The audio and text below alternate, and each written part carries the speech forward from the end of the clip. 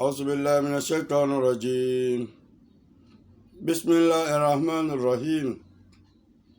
يا أيها الذين آمنوا اتقوا الله حق تقاته ولا تموتن إلا وأنتم مسلمون. يا أيها الناس اتقوا ربكم الذي خلقكم من نفس واحدة وخلق منها زوجها وبث منهما رجالا كثيرا ونساء واتقوا الله الذي تساءلون به والأرحام إن الله كان عليكم رقيبا.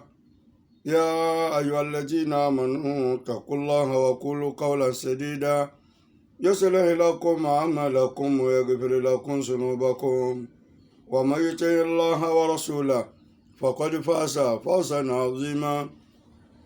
صلاة وسلاما على خير خلق الله محمد بن عبد الله وعلى آله وصحبه أجمعين.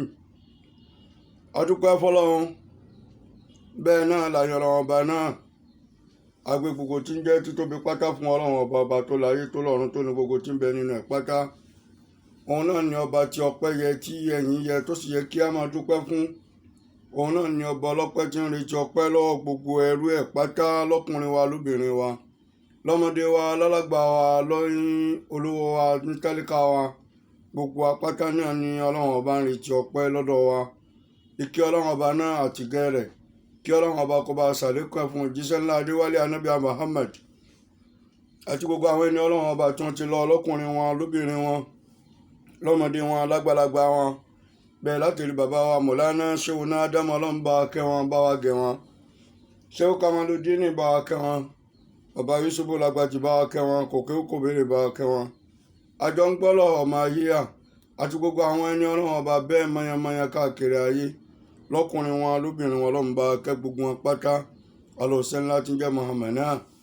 Lẹ́yìn bẹ́ẹ̀ èyí tí a fẹ́ fi bára wa sọ̀rọ̀ ní ṣókí, òun náà ni ọ̀rọ̀ nípa Maulidun Nabi yìí, ìṣe ọjọ́ bí ànábì, tó já sí pé bíbí ànábì náà òun náà ní ń paná adẹ́bọrẹ́, tí sì ń gbé súnà tí ọlọ́run ọba ga, tó wá já sí pé bíbí ànábì ó kọ́ wa ní ọ̀pọ̀lọpọ̀ ẹ̀kọ́, àwọn ọmọ aráyé lọ́kùnrin wa lóbìnrin wa. Bíbí ànábì kọ́ wa lẹ́kọ̀ọ́ púpọ̀, tó sì já sí pé gbogbo ọmọ pátákáyé bí ọmọ lèmi jẹ́, ọmọ nìwọ náà jẹ́, ní bíbí ànábì fi ń kọ́ gbogbo wa lẹ́kọ̀ọ́. Torí pé kí ni ọlọ́run ọba ló ṣe ànábì ní ìkẹ́fún gbogbo ayé, lọ́lọ́run ọba fi sọ fún wa wípé wa ma arsalnaka illa rahmatan lil alamin. ọlọ́run ọba àrùn ṣẹ́ lásán, ò wáyé lásán, ò wáyé asán, illa rahmatan lil alamin, àbí kó máa jẹ́ ìkẹ́ fún gbogbo ayé. Ìkẹ́ l'ànábì jẹ́ fún gbogbo wa. Bí tí ọjọ́ ìbí rẹ̀ bá dé, a gbọ́dọ̀ máa rántí ìwà ẹ̀ àtòore tó ṣe fún wa. Olóore wa l'ànábì jẹ́, ànábì ṣe wá lóore púpọ̀. Ọlọ́run ọba ó lò fún oríire fún wa, ó lò fún oríire fún mi, ó lò fún wọn náà, gbogbo ayé pátá láì yọ ẹnìkan lẹ̀. Lọ́lọ́run ọba lo ànábì fún wa ní eléríire, olóríire l'ànábì jẹ́ fún gbogbo wa. Ọlọ́run sì lò fún wa ní oríire. Torí pé kí ni ànábì ni ẹni tí ó jẹ́ kí ẹ̀sìn tọ́lọ́run ọba yé wa, tó sì jíṣẹ́ ọlọ́run ọba gẹ́gẹ́ bí ọlọ́run ọba bó ṣe fẹ́, bó ṣe rán ló ṣe jíṣẹ́ náà. Wa ma yantiqu anil hawa in huwa illa wahyun yuha. Ànábì ò jíṣẹ́ pẹ̀lú fẹ́ẹ́nú, gẹ́gẹ́ bí ọlọ́run ọba bó ṣe gbéṣẹ́ rán ló ṣe jíṣẹ́. Ànábì dá púpọ̀ níwà, ó ṣe súnmọ́, ó ṣe tẹ̀lé, ó ṣe kọ́ṣe. Fúnra ọlọ́run ọba ní sọ̀rọ̀ ànábì yí pé laqad kana lakum fi rasulillahi uswatun hasanatun liman kana yarju Allaha wal yawmal akhira wa dhakara Allaha kathira. Ó ní ànábì ní àwọn ọlọ́run ọba ṣe ní kúdúwà, ẹni tó ṣe tẹ̀lé, gbogbo èèyàn tó wáyé kọ́ ló ṣe kọ́ sí, gbogbo èèyàn kọ́ la lè kọ́ sí ẹ̀, gbogbo èèyàn kọ́ la lè tẹ̀lé, gbogbo èèyàn kọ́ la lè gbọ́rọ̀ ẹnu ẹ̀, gbogbo èèyàn kọ́ la lè fi jẹ́ tọrọ. Àmọ́ tàná Muhammad rí bẹ́ẹ̀, ànábì ṣe kọ́ sí aṣẹ́nukútùwà tó já sí pé gbogbo anybody ló lè kọ́ sí ànábì. Gbogbo tó bá mú láàrẹ̀ ojú ọ̀nà náà ló já sí. Bó sì ti múra ló fẹ́ fi kọ́ sí ànábì, ojú ọ̀nà ló wà. Bó sì tọ̀rọ̀ sísọ ló fẹ́ fi kọ́ sí ànábì, ojú ọ̀nà ló wà. Bó sì ti ẹ̀sìn ló fi kọ́ sí ànábì, ojú ọ̀nà ló wà. Èyí tí Ọlọ́run bá ń sọ fún wa ń bẹ́ẹ̀ ipe kí gbogbo wa kí á tọrọ ìkẹ́ ìgẹ̀fà ànábì. Inna Allaha wa malaikatahu nínú suratul Ahzab wa malaikatahu yusalluna ala nabi ya ayyuhalladhina amanu sallu alayhi wa sallimu taslima. Ọlọ́run bá ń sọ fún wa wípé dájúdájú òun Ọlọ́run yusalluna ala nabi wa malaikatahu àtàwọn màláìkà òun tọrọ ìkẹ́ ìgẹ̀fà nábì. Ó wá ní ya ayyuhalladhina amanu sallu alayhi wa sallimu taslima. Ó wá lọ ó ní ó di ọwọ́ gbogbo wa náà, àwa ta nígbàgbọ́ bàbá jó nígbàgbọ́ ta gbọ́ lọ́wọ́n bá gbọ́, ó lọ́dọ̀ tiwa náà láti máa tọrọ ìkẹ́ ìgẹ̀fà nábì. Bí wọ́n bá ní aṣàdúrà fún yàn, as-salatu bima'na ad-du'a. Tàbá fẹ́ ṣàdúrà fún yàn, ẹni a fẹ́ ṣàdúrà fún àfikún náà jẹ́ ní àdúrà. Kẹ́sì gbogbo ẹni à ń ṣàdúrà fún làdúrà jẹ́ tiẹ̀. Ẹni tí ń fi àdúrà òun náà gbọ́dọ̀ wù àdúrà.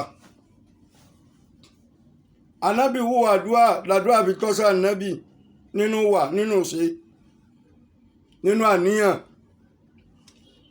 nínú bó láti máa báyàn ṣe, nínú bó ni ìbálòpọ̀ wa sọ́mọlàkejì wa, ìbálòpọ̀ wa sọ́lọ́run, ìbálòpọ̀ wa sẹ́mi ara wa, ìbálòpọ̀ wa sẹ́ni tí ò tó wa, ìbálòpọ̀ wa fẹ́ni tó kéré sí wa, ìbálòpọ̀ wa pẹ̀lú aya wa, pẹ̀lú àwọn ọmọ wa, pẹ̀lú ọ̀rẹ́ wa, pẹ̀lú ará àdúgbò wa, ẹlẹ́sìn wa, ẹni tí èsì ẹlẹ́sìn wa, bó ní ìbálòpọ̀ wa pẹ̀lú wọn. Ànábì dá ní ìbáyàn lò pọ̀, ẹlẹ́sìn rẹ̀ ẹni tí èsì ẹlẹ́sìn ẹ̀, Ànábì bá wọn lò pọ̀ pẹ̀lú wàre. Ó introduce wàre fáyé, ó bá ayé ló wàre làníyàn rẹ̀ làdúrà fi jẹ́ tiẹ̀.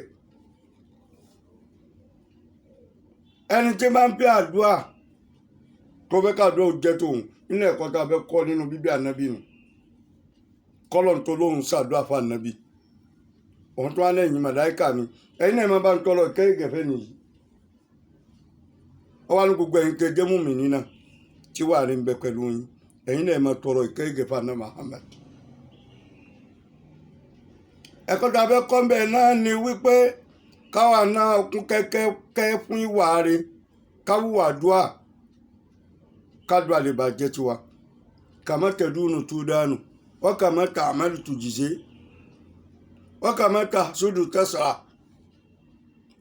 Ìgbà tẹ́yìn bá fi yín padà fi ń san, bó bá wù àdúrà jẹ́ tiẹ̀. Ọlọ́run bá ní ya ayyuhalladhina amanu, mo wá pé gbogbo ẹ̀yin tẹ́ nígbàgbọ́ sọ́lọ́run pátá, sallu alayhi wa sallimu taslima. Ẹ̀yin náà tọrọ ìkẹ́ ìgẹ̀ fún Adéwálé Ànábì Muhammadu sallallahu alayhi wa sallam. Ẹ tọrọ ìkẹ́ ìgẹ̀ fún ní ìran àsàlátù tó dáa,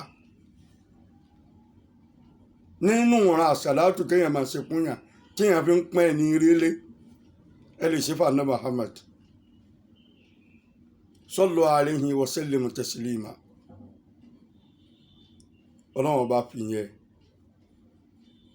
gbogbo ẹni bá fẹ́ ṣe ríire àfi kó máa ṣàṣàlátù fún ànábì.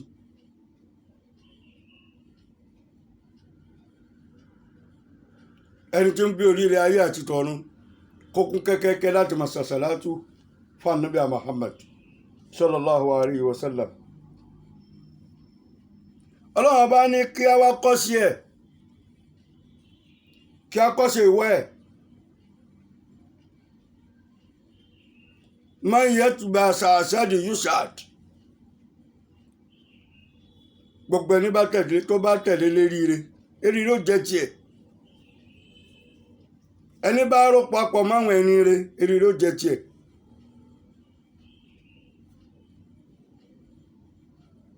àṣẹ gbogbo wa tá a bá ń fi eríire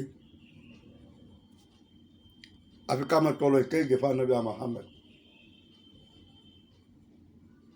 sallu alayhi wa sallimu taslima sallu alayhi wa sallimu taslima subhana rabbika rabbil izzati amma yasifun wassalamun ala al-mursalin walhamdulillahi rabbil alamin.